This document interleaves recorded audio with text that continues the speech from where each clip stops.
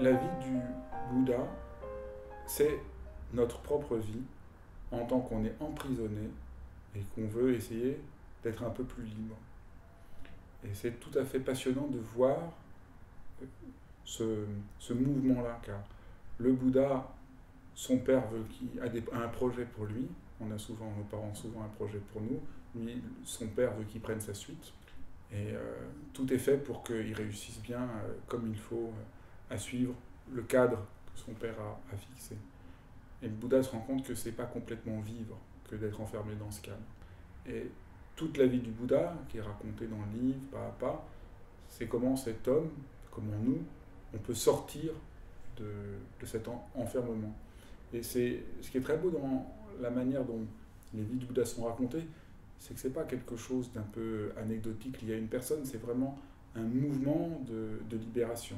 Et comment il se libère?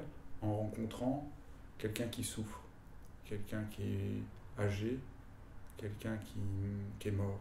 Et donc, au fond, notre société aussi aujourd'hui est un peu comme le monde qu'essayait de créer le père du Bouddha. À la fois, il a un projet pour son fils, et dans le même temps, il essaye de mettre de côté tous les ennuis de la vie, la vieillesse, la maladie, les soucis, les ennuis, en pensant que comme ça, il va vivre dans un monde préservé. Et ça ne marche pas. Et on sait bien, plus on veut mettre de côté tous les aspects difficiles de la vie, plus il vous retombe dessus. Et l'engagement du Bouddha, qui est au fond le sens de la pratique de la méditation, c'est apprendre à avoir un rapport d'attention et de bienveillance envers tous les aspects de la vie, y compris ceux qui nous semblent à première vue douloureux.